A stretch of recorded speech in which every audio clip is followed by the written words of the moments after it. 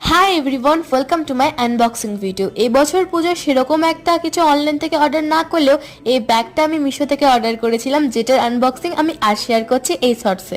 এই ব্যাগটা আমি মেনলি অর্ডার করেছি পুজোর জন্যই। পুজোতে এবার প্রত্যেকটা ভ্লগে এই ব্যাগটা ক্যারি করতে তো আমাকে দেখবে। ব্যাগের আরো কালার অপশন ছিল, বাট আমার ব্ল্যাকটা একটু বেশি পছন্দ হলো, তাই সেটাই অর্ডার দিয়েছি।